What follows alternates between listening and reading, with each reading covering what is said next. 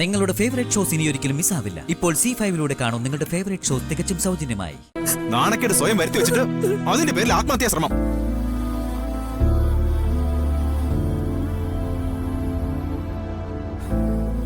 നീ ഞങ്ങളെ വെറുതെ വെള്ളം കുടിപ്പിച്ച് കളഞ്ഞല്ലോ അഞ്ജതേ.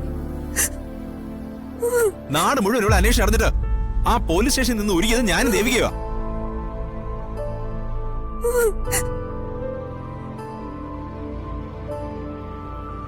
മോളെ, ഒരു വിവാഹം മുടങ്ങിപ്പോയെന്ന് കരുതി നിന്റെ ജീവിതത്തോടെ അവസാനിക്കുകയാണ് അല്ലല്ലോ.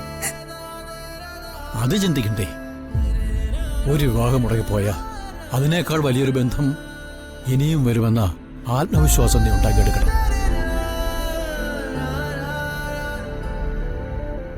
അല്ലാതെ അബദ്ധം കാണിക്കാൻ വേണ്ടി ഒരുങ്ങി പുറപ്പെടുകയല്ല വേണ്ടത്. ഇതിപ്പോ കൂനമേൽ കുരുവെന്ന പോലെ നാണക്കേടിന്റെ പുറത്ത് നാണക്കേടായി. വേണ്ട വേണ്ട, എല്ലാരും നിർത്ത്. അവളാകെ മനസ്സ് തകർന്നു നിൽക്ക. അതിനിടയ്ക്ക് എല്ലാവരും അവളെ ചീത്ത പറഞ്ഞാലോ? ഇനി ആരും അവളെ കുറ്റപ്പെടുത്തണ്ട. അവളുടെ മനസ്സൊന്നും തണുക്കട്ടെ. മോളെ നീ അകത്ത് ചെല്ലേ.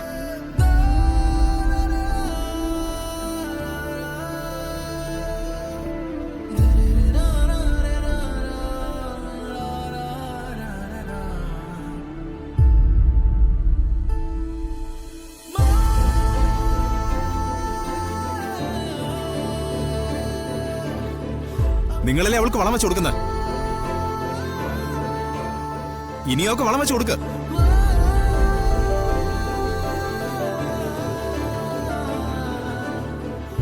ഇനി ചാകണോന്ന് പറഞ്ഞ് അവൾ ഈ വീട്ടിൽ നിന്ന് ഇറങ്ങിപ്പോയാ അന്വേഷിച്ച് പോകാൻ എന്നെ വിളിക്കരുത്, കേട്ടല്ലോ?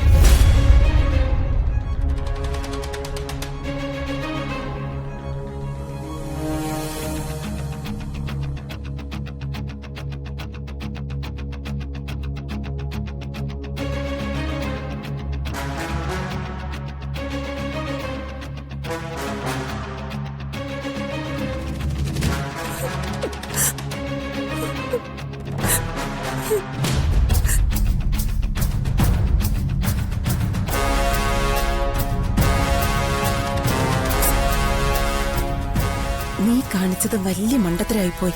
കടലിലേക്ക് ചാടാൻ ഒരുങ്ങുമ്പോ ചുറ്റുവട്ടത്ത് ആരെങ്കിലും ഉണ്ടെന്ന് നോക്കണ്ടേ? ദേവിക അനീഷം വരുമ്പോ നിന്നോട് കടലിലേക്ക് ചാടാൻ പറഞ്ഞല്ലേ? അതിനു മുമ്പ് എന്തിനാ നീ കടലിലോട്ട് ചാടിയേ? ഞാൻ കരുതിയത് വന്നത് അനീഷേനും ദേവികയായിരിക്കും. കഷ്ടം, ഇത്രയ്ക്ക് ശ്രദ്ധയില്ലാതായി പോയല്ലോ നിനക്ക്. ഇനി അമ്മയും കൂടെ എന്നെ കുറ്റപ്പെടുത്തിക്കോ. എല്ലാവർക്കും തൃപ്തിയാവട്ടെ. എടി, നീ ഒന്ന് സമാധാനിക്കേ. എന്റെ മനസ്സിൽ വേറൊരു പദ്ധതി ഉണ്ട്. എന്ത് പദ്ധതി?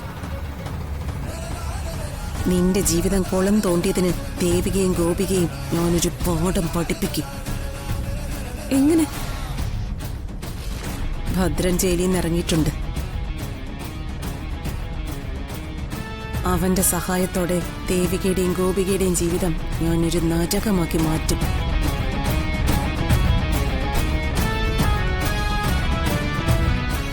മോളിതുവരെയൊന്നും കഴിച്ചില്ലല്ലോ.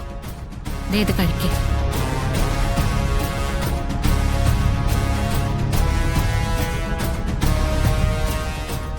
എനിക്ക് ആരുടെ ഒരു സിമ്പതിയും വേണ്ട, കൊണ്ടുപോ. ഡൗൺലോഡ് ചെയ്യൂ C5 ആപ്പ്. കാണൂ എല്ലാ എപ്പിസോഡുകളും സൗജന്യമായി.